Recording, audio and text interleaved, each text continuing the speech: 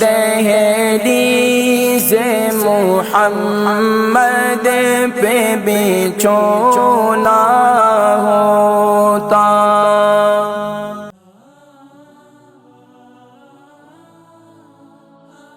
خاص طور پر ہمیں اس کا موازنہ کرنا چاہیے کہ جب ہماری ٹیبل پر یا ہماری دسترخوان پر اگر ہم زمین پر بیٹھنے کے عادی ہیں تو یہ زبردست ہے، آپ معدے کے مریض نہیں ہوں گے۔ اچھا، عمومی طور پر اب آج کے دور کے اندر ہر جگہ پر ٹیبل پر بیٹھنے کے عادی بن چکے ہیں، اس کی وجہ سے بھی کئی بیماریاں جنم لیتی ہیں۔ یقین جانیے سنت طریقہ اگر ہمیں معلوم ہو جائے نا کہ سنت طریقہ کیا ہے کھانے پر بیٹھنے کا، تو آج کے لوگ تو بس اوقات لا حول ولا قوت الا باللہ، کیونکہ ہمارے پاس پیسہ آ گیا، ہماری لائف جو ہے وہ اسٹینڈرڈ ہو گئی ہے، تو ہم کیا کرتے ہیں، ہم تو اس کو مذاق بنائیں گے جو سنت طریقہ ہے۔ تو سنت طریقہ یہ ہے کہ بیٹھیں اس طریقے سے کہ ایک پاؤں کا انگوٹھا دوسرے پاؤں کے انگوٹھے پر آ جائے اور آپ ایسے بیٹھیں، تو آپ یہ دیکھیں کہ آپ کا ایک تو یہ تون شریف جو ہے نا، ہمارے اکثر لوگوں کے بزرگ بڑوں کی بھی، مردوں کی تون نکل گئی، تون سے مراد یہ کہ پیٹ باہر نکل گیا، تو یہ پیٹ بھی نہیں نکلے گا اور انشاءاللہ آپ اتنا کھائیں گے جتنے آپ کے معدے کی ضرورت ہے۔ لیکن آپ جب آپ چوڑے ہو کر بیٹھیں گے، آلتی پالتی مار کر بیٹھیں گے، یا پھر معدے کو بالکل سیدھا رکھ کے بیٹھیں گے، تو پھر آپ ٹھونستے چلے جائیں گے، جب ٹھونستے چلے جائیں گے تو پھر بیماری ہوں گے۔ تو یہ ذرا میری باتوں کو آپ لطف اندوز بھی ہوں، اور تھوڑا سا آپ کو جو ہے نا ذوق کے انداز میں آپ سے ذکر کرتا ہوں تاکہ جو ہے کوئی برا بھی نہ مانے۔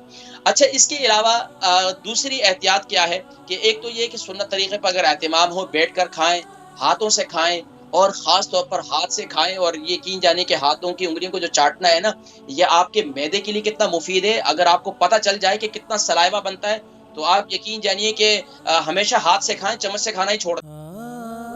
البرکہ ٹرسٹ کا منشور، آؤ غم سمیٹیں خوشیاں بانٹیں۔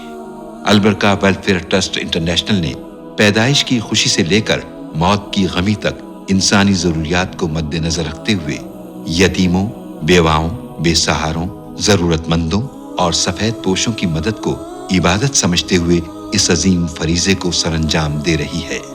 سندھ اور بلوچستان میں البرکہ ٹرسٹ آپ کی زکوٰۃ، عطیات اور صدقات کی بدولت انہیں تنہا نہیں چھوڑتا، اور ان کی ضروریات کو پورا کرنے کی ہر ممکن کوشش کی جاتی ہے۔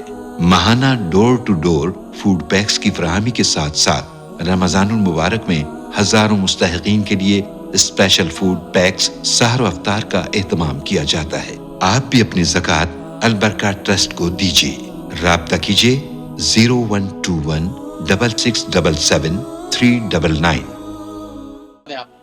اور جو چاول وغیرہ، روٹی وغیرہ، یہ بچوں کو سکھائیں۔